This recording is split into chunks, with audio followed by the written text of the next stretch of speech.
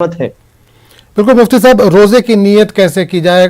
जो दुआ है सहरी की, अगर किसी ने नहीं पढ़ी है तो क्या इसमें कोई दिक्कत है रोज़ा रखने में?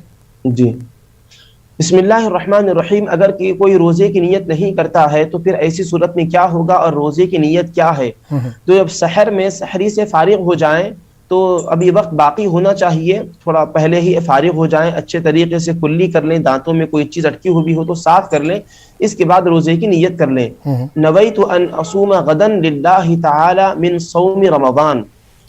नीयत के मुख्तलिफ औकात बताए गए हैं। इससे मुताल्लिक एक बात है कि अगर रात में नीयत कर रहे हैं तो इस तरीके से नीयत करेंगे, नवैतु अन असूमा गदन लिल्लाहि तआला मिन सौमी रमज़ान, कि मैं माह रमज़ान के कल का रोज़ा रखता हूँ अल्लाह ताला के लिए। या फिर सहर में ही नीयत कर रहे हैं तो नवैतु अन असूमा लिहादल यौम, कि मैं आज के दिन के रोज़े की नीयत कर रहा हूँ। ये अल्फाज अदा करने चाहिए। लेकिन अगर किसी को अरबी के अल्फाज याद नहीं है तो उर्दू में भी कह सकते हैं, मैं आज के रोज़े की नीयत करता हूँ अल्लाह ताला के लिए।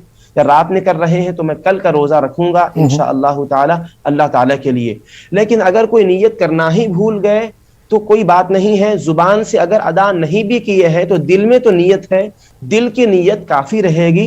जुबान से अल्फाज का अदा करना ये मुस्तहब है। अगर अल्फाज अदा करना भूल गए, दिल की नीयत थी तो उनका रोज़ा दुरुस्त हो जाएगा। और वैसे सहरी खाई जाती है रोज़े की नीयत से, तो इस तौर पर अगर जुबान से कलिमात अदा नहीं भी की गए हैं तो इंशाअल्लाह नीयत उनकी दिल में मौजूद है और रोज़ा उनका दुरुस्त हो जाएगा।